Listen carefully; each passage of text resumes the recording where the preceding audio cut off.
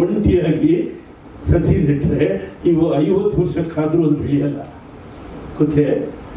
ಯಾಕೆಂದರೆ ಗಂಧದ ಮರ ಬೆಳೆಯೋದು ಅದರ ಸುತ್ತಲೂ ಇನ್ನು 20-30 ಸಸಿಗಳನ್ನು ನೆಟ್ಟರೆ ಮಾತ್ರ ಗಂಧದ ಮರ ಬೆಳೆಯುತ್ತೆ. ಕಾಡಲ್ಲ, ಎಲ್ಲೋದ್ರೂ ಅಷ್ಟೇ. ನೀವು ತೋಟದಲ್ಲಿ ಒಂದೇ ಮರ ಹಾಕಿ ಬೆಳೆಯಲ್ಲ, ಅದ್ರ ಸುತ್ತ ಕಡ್ಡಿಗಳು ಹಾಕಿದ್ರೆ ಅದು ಬೆಳೆಯುತ್ತೆ. ಅಂದರೆ ಎಲ್ಲರನ್ನು ಒಳಗೊಂಡು ಬೆಳೆಯುವುದೇ ಸ್ಯಾಂಡಲ್ವುಡ್ ಅಂತ. ಅರ್ಥ ಆಯ್ತಾ? ನಾವು ಒಬ್ಬರೇ ಬೆಳೆಯೋದಲ್ಲ ಸ್ಯಾಂಡಲ್ವುಡ್, ಎಲ್ಲರನ್ನ ಒಳಗೊಂಡು ಬೆಳೆಯೋದು. ಇದಕ್ಕೊಂದು ಪರಂಪರೆ ಇದೆ. ಭಾಷೆಯಿಂದಲೇ ಕನ್ನಡ ಚಿತ್ರರಂಗವನ್ನು ಬೆಳೆಸಿದ ದೊಡ್ಡ ಪರಂಪರೆ ಇದೆ. ಆ ಪರಂಪರೆಯನ್ನು ಬಿಟ್ಟು ನೀವು ಪ್ಯಾನ್ ಇಂಡಿಯಾ ಅಂತ ಇವತ್ತು ಹೋದ್ರೆ ಓಟ್ ಬಂದರೆ ಬೇಡ ಅಂತ ಹೇಳಲ್ಲ ನಾವು. ಸ್ವಲ್ಪ ವ್ಯಾಪಾರ ಅದು ಇದು ಜಾಸ್ತಿ ಆಗುತ್ತೆ, ಗಾಡಿ ಗಿಡಿ ಜಾಸ್ತಿ ಬೆಳೆಯುತ್ತೆ ಅಷ್ಟೇ ಹೊರತು ಇನ್ನೇನು ಬೆಳೆಯೋದಿಲ್ಲ. ಬಾಡಿ ಬೆಳೆಯುತ್ತೆ, ದಾಡಿ ಬೆಳೆಯುತ್ತೆ. ಆದರೆ ಕನ್ನಡ ಚಿತ್ರರಂಗವನ್ನು ಒಂದು ರಾಜ್ಯವನ್ನಾಗಿ ನೋಡಿದೆ. ಅದು ಒಂದು ಮಿನಿ ಇಂಡಿಯಾ ಅಂತ ನೋಡಬೇಕು ನಾವು. ಕರ್ನಾಟಕ ಅಂದರೆ ನಮ್ಮ ಭಾರತ ಅಂತ ನಾವು ತಿಳ್ಕೊಬೇಕು.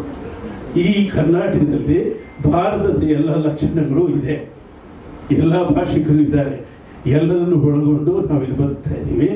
ಈ ಕನ್ನಡ ಚಿತ್ರರಂಗಕ್ಕೆ ಇಂದ್ರಜಿತ್ ಅವರು ಒಂದು ವಿಶೇಷವಾದ ಟಚ್ ಕೊಡ್ತಾ ಇದ್ದಾರೆ. ಭಾಳ ಒಳ್ಳೆಯ ಟಚ್ ಇದೆ. ನನಗೆ ಅರ್ಥ ಆಗಿರಲಿಲ್ಲ. 2 ಸರಿ ಫೋನ್ ಮಾಡಿದ್ರು. ಫೋನಲ್ಲಿ ಅದು ಇದು ಜೋಕ್ ಮಾಡ್ತೀನಿ. ಇವರು ನೀವು ಬರಬೇಕು, ಲಾಂಚ್ ಮಾಡಬೇಕು. ಇವ್ರು ಯಾವ ಮನುಷ್ಯ, ನನಗೂ ಈ ಚಿತ್ರರಂಗಕ್ಕೂ ಇವ್ರಿಗೂ ಸಂಬಂಧವಿಲ್ಲ, ನನ್ನ ಯಾಕೆ ಕರೀತಾರೆ ಇವರು ಅಂತ ಸುಮ್ಮನೆ ಡೌಟ್ ಕೇಳಿದೆ. ಆಮೇಲೆ ಡೇಟೆಲ್ಲ ಚೇಂಜ್ ಆಯಿತು, ಹೇಳಿದೆ ಬರ್ತೀನಿ ಅಂತ. ಇಲ್ಲಿ ಬಂದಾಗ ಕೂಡ ನನಗೆ ತಬ್ಬಿಬಾಗಿದೆ, ಯಾಕೆ ಈ ಕ್ಯಾರೆಕ್ಟರ್ ನನಗೆ ಕರೆಸಿದೆ. ಸ್ಟಾರ್ಗಳು ಅವರು ಇವರು. ಆಮೇಲೆ ಒಂದು ಸ್ಟಾರ್ ಬಂತು, ಇನ್ನೊಂದು ಸ್ಟಾರ್ ಬಂತು, ಇದು ಸ್ಟಾರ್ ಫುಲ್ ಸಿದ್ಧವಾಗಿ ಬಂದಿದೆ. ಆಮೇಲೆ ಗೊತ್ತಾಯಿತು ಇವರು ತಾವು ಬೆಳೆದವರ ಜೊತೆಯಲ್ಲಿ ತಮ್ಮ ಮಗನ ಚಿತ್ರವನ್ನು ಲಾಂಚ್ ಮಾಡಬೇಕು ಅಂದ್ಕೊಂಡಿದ್ದಾರೆ ಅಂತ. ಅದು ನೋಡಿದೆ ಚೆನ್ನಾಗಿತ್ತು. ನೀವು ಬೆಳೆದಿದ್ದು ಯಾರಿಂದ? ಇವರೆಲ್ಲರಿಂದ. ನಿಮ್ಮನ್ನು ಬೆಳೆಸಿದವರ ಮಧ್ಯೆ ನಿಮ್ಮ ಮಗನ ಬೆಳೆಸಬೇಕು ಅನ್ನೋದು ಒಂದು ಐಡಿಯಾ ಚೆನ್ನಾಗಿದೆ. ಅವ್ರಿಗೆಲ್ಲರಿಗೂ ನನ್ನ ಕೈಯಲ್ಲಿ ಹೂವು ಕೊಡ್ಸೋದು. It's A flowering day. ಅಂದರೆ ಬ್ಲಾಸಮಿಂಗ್ ಡೇ. ನನಗೆ ಇಷ್ಟ ಆಯಿತು.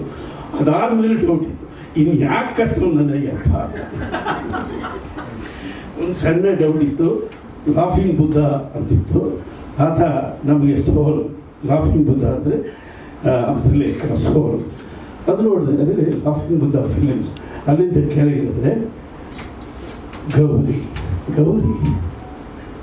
ಈ ಗೌರಿ ಅನ್ನೋ ಶೀರ್ಷಿಕೆ ಇಟ್ಕೊಂಡು ಇಷ್ಟೆಲ್ಲ ಸಂಭ್ರಮ ಮಾಡ್ತಾ ಫ್ಲವರಿಂಗ್ ಡೇ ಮಾಡಿ ಈ ಥರ ಲಾಂಚ್ ಮಾಡೋ ಸಿನಿಮಾದ ಟೈಟ್ಲಲ್ಲಿ ಏನಿರ್ಬೋದಪ್ಪ ಅಂತ ನನಗೆ ಡೌಟ್ ಬಂತು. ನನಗೆ ಮೊದಲೇ ಗೊತ್ತು ಇಂದ್ರಜಿತ್ ಅಂದರೆ, ಇಂದ್ರ ಅಂದರೆ ಗೊತ್ತಲ್ಲ, ಪಕ್ಕ ದೇವತೆಗಳ ದೊಡ್ಡ ಬಿಡ ಅಲ್ವಾ? ಇಲ್ಲ, ಇಂದ್ರನ್ ಗೆದ್ದವರು ಇಂದ್ರಜಿತ್. ಆ ಬಿಡನನ್ನು ಗೆದ್ದ ಇಂದ್ರಜಿತ್ತು, ಇಂದ್ರಿಯಗಳನ್ನು ಗೆದ್ದ ಇಂದ್ರಜಿತ್. ಹೌದಾ? ಸ್ವಲ್ಪ ತುಂಟಾಟ ಈ ಇಂದ್ರಜಿತ್ ನನಗೆ ಗೊತ್ತಿರೋ ಪ್ರಕಾರ ಇಂದ್ರಜಿತ್ ಸಿನಿಮಾ ಅಂದರೆ ಗ್ಲಾಮರ್, ಫುಲ್ ಆಫ್ ಗ್ಲಾಮರ್. ಅಂದರೆ ಪವರ್ಫುಲ್ ಮ್ಯೂಸಿಕ್ ಇರುತ್ತೆ, ಆಮೇಲೆ ಸಖತ್ತಾಗಿ ಹ್ಯೂಮರ್ ಇರುತ್ತೆ. ಅದಾದಮೇಲೆ ಮಾರ್ಕೆಟಿಂಗ್ನಲ್ಲಿ ನೀವು ಮನ್ನನ್ ಇರ್ತೀங்க. ಹಿಂಗೆ ಮನ್ನನ್. Okay, so glamour, music, humour, marketing, ಇದು. ಇಲ್ಲಿ ಗೌರಿ ಚಿತ್ರದಲ್ಲಿ ಏನು ಮಾಡಬಹುದು ಅಂತ ಯೋಚನೆ ಮಾಡಿದ್ರೆ ನನಗೆ ಕರೆದ್ರು. ಆ ಸಾಂಗ್ ನೋಡೋದ ಕೂಡಲೇ ಇಡೀ ಈ 2 ವರ್ಷದಿಂದಲೂ ನಾವು ಎಷ್ಟೊಂದು ಭಾವನೆಗಳನ್ನು ಅದು ಬಿಟ್ಕೊಂಡು ಬಚ್ಚಿಟ್ಕೊಂಡು ಸಿನಿಮಾದವರಾಗಿ ಬರೀ ರಂಜನೆಯ ಮಾತುಗಳನ್ನು ಆಡ್ತಾ ಚಿಂತನೆಯ ಮಾತುಗಳನ್ನು ಹೊರಗೆ ಬಿಡದೆ ಭಾಳ ಕಷ್ಟದಲ್ಲಿ ಬದುಕ್ತಾ ಇದ್ದೀವಿ. ಆ್ಯಕ್ಚುಲಿ ನಾವು ಚಿತ್ರರಂಗದ್ದು ನಮಗೆಲ್ಲ ಗೊತ್ತಿದೆ ನಡೆದ ಅನ್ಯಾಯ ಏನು, ನಡೆದ ದ್ರೋಹ ಏನು, ಅದ್ರ ಹಿಂದಿನವರು ಯಾರು, ಯಾಕೆ ಮಾಡಿದ್ದಾರೆ ಅದೆಲ್ಲ ಗೊತ್ತಿದೆ ನಮಗೆ.